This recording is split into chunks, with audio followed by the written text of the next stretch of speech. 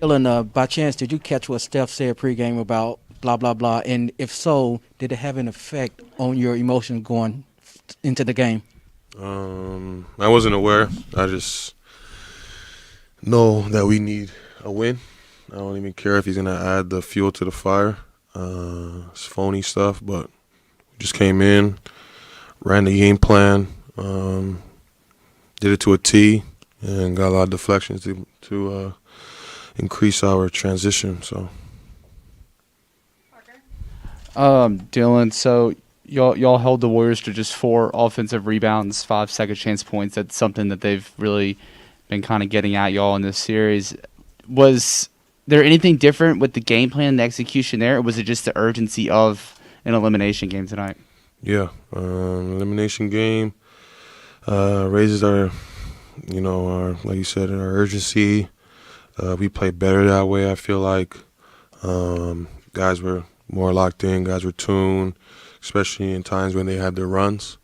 We weathered it and went on our own run. We just need that same effort on the defensive end, same rebounding, box out, so we can fuel our transition. Michael or Drew, sorry. Dylan, people were really hard on you after Game 4. What did you think of that, and what was the feeling like to respond and get a big win today? I'm never on social media, so I don't hear anybody. I'm my worst critic. I know I'm playing like trash. I know I'm not shooting the three well, but I'm trying to do all the little things, trying to feel out my jump shot, get where my shots are, play more physical on the offensive end to get my shots, and slowly and surely it'll come. It's been like I said before, a rough season in and out the lineups, ballot injuries, whatnot, but DB gonna be still here on the defensive end, trying to minimize points from their best player. Let's go to Michael, then Mark. Dylan, you're on Jaren Jackson as hard as anybody on the team.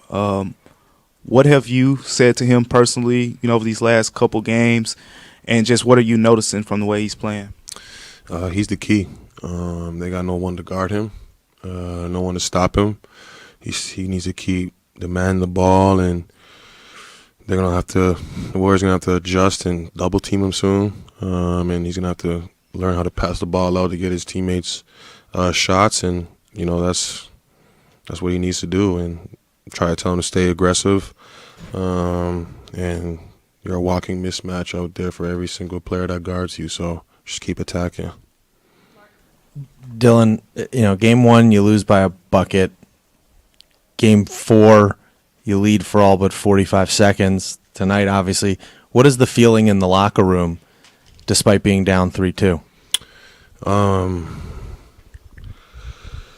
I would say we're energized, we're locked in, and we're all eyes on Game 6.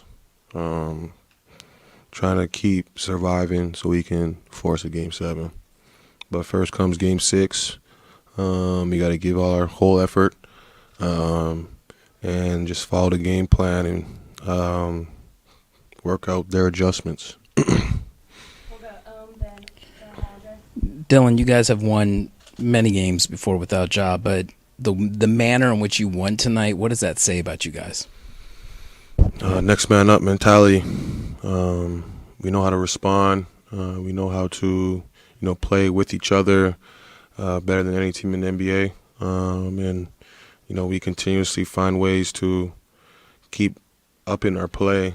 It's just a fun style to play, and it starts on the defensive end. Everyone bought it on the defensive end, guarding, trying to get deflections, rebounding, and it builds into our offense. We have time for 3 more. We'll go John, Teresa, and with Jarvis. Hey, Dylan.